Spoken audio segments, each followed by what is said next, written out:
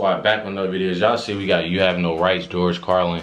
This is our first time. You know what I'm saying, our first time reacting to George Carlin. And I had this recommended. This is the first one they recommended. They listed 3. But this is the first one they recommended. Hold on, y'all. Let me turn on these cartoons for her.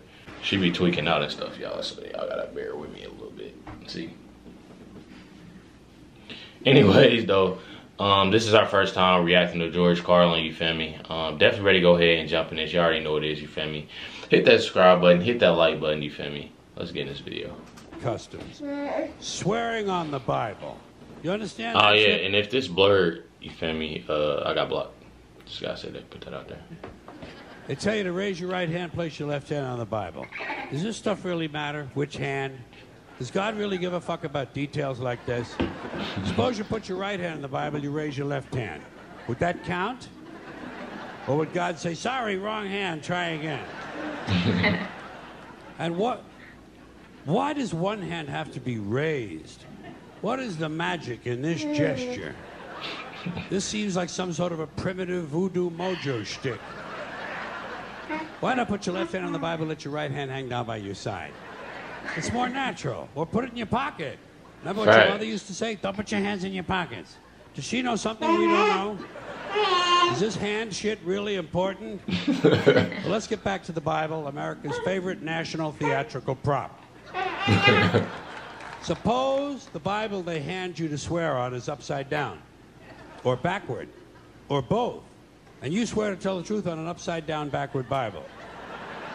Would that count? Suppose the Bible they hand you is an old Bible and half the pages are missing. Suppose all they have is a Chinese Bible in an American court, or a Braille Bible and you're not blind. Suppose they hand you an upside down backward Chinese Braille Bible with half the pages missing.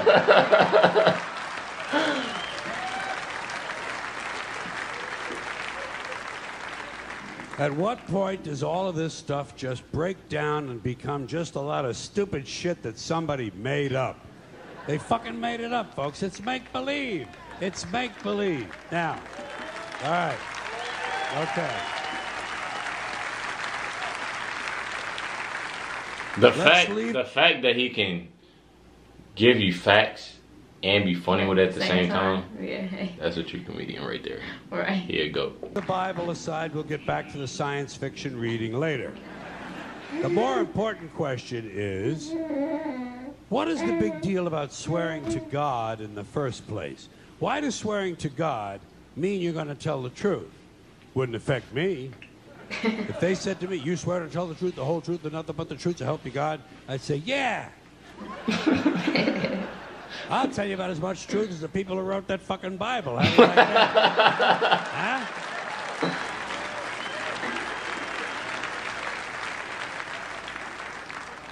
Swearing on the Bible doesn't mean anything. It's kid. Swearing to God is kid stuff. Did you remember when you were a kid? If you told another kid something he didn't quite believe, he'd say, "You swear to God?" I would always say, "Yeah, I swear to God," even if I was lying. Why not? What's going to happen if I lie? Nothing. Nothing happens if you lie. Unless you get caught, and that's a whole different story. Sometimes a kid would think he was being slick with me, and he'd say, "You swear on your mother's grave?" There you go. I'd say, "Yeah.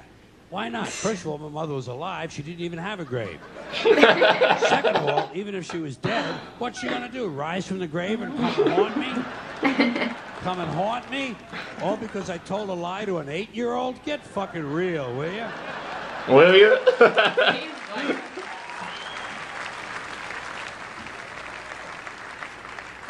Sometimes I would say, "I swear on my mother's tits." Kids are impressed with things like that. I mean, I don't care about my mother's tits either. I don't care if they fell off. Fuck her. Not my problem. They're your tits, Ma. You keep an eye on them. You keep an eye on them. Swearing to God doesn't mean anything. Swearing on the Bible doesn't mean anything. You know why? Because Bible or no Bible, God or no God, if it suits their purposes, people are going to lie in court. The police do it all the time. Hey, all the time. I heard about that shit too. Police do be lying. For real? Yes, police will lie in court. They'll allow when they pull you over, they be doing, I'm telling you, for real. And get away with it. Yeah. Yes, they do.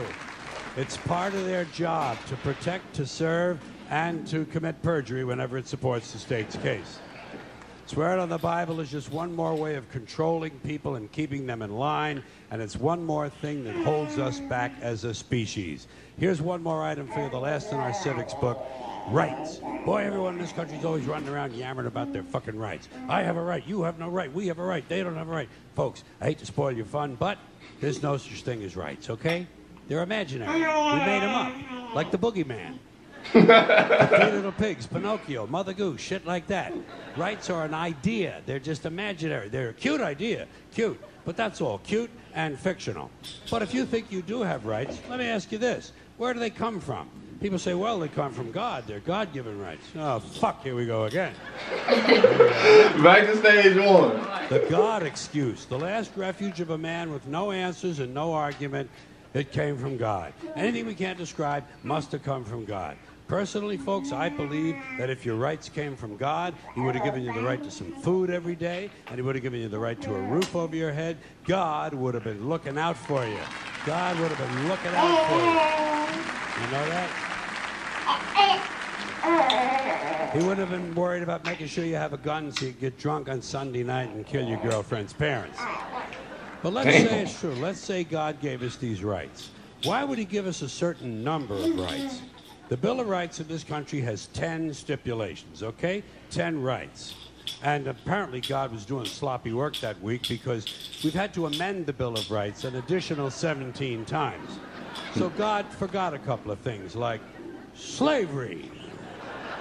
Just fucking slipped his mind. But let's say God gave us the original 10. He gave the British 13. The British Bill of Rights has 13 stipulations.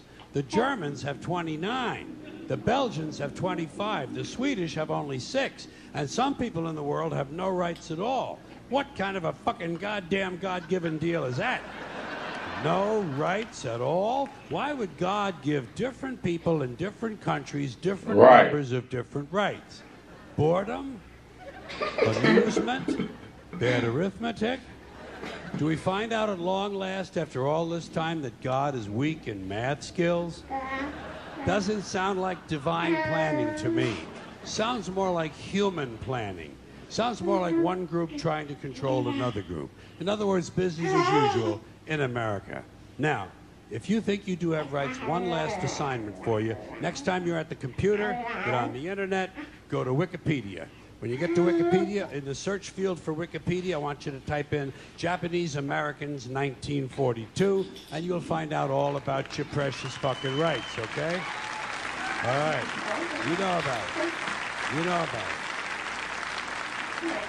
Yeah.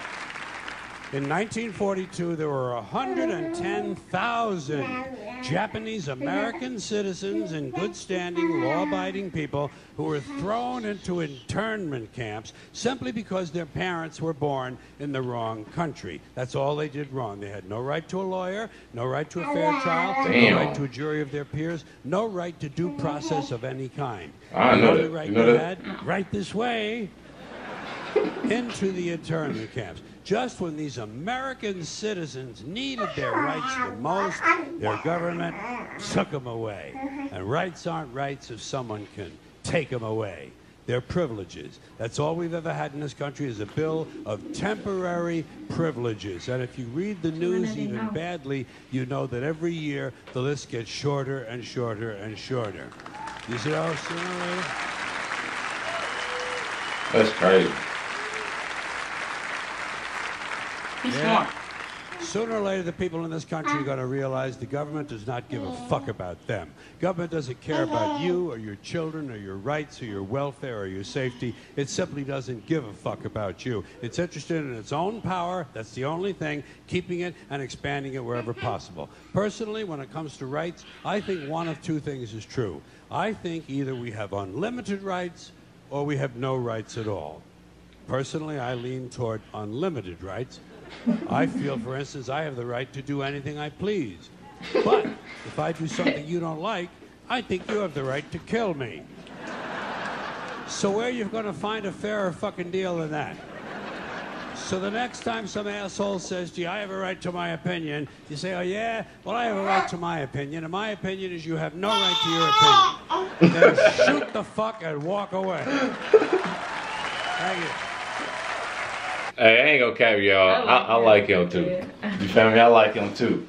I really do. And I like how he put in the facts, you feel me? Yeah, and like throw in, you feel me? Yeah, funny with it too.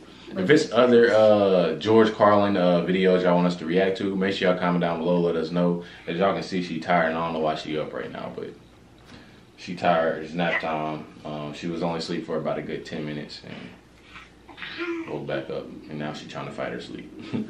But y'all already know, you feel me? Y'all done my channel. Make sure to subscribe and hit that like button. If it's other comedians y'all want me to hit on, make sure y'all comment down below. Let us know. But until next time, catch y'all on the next one.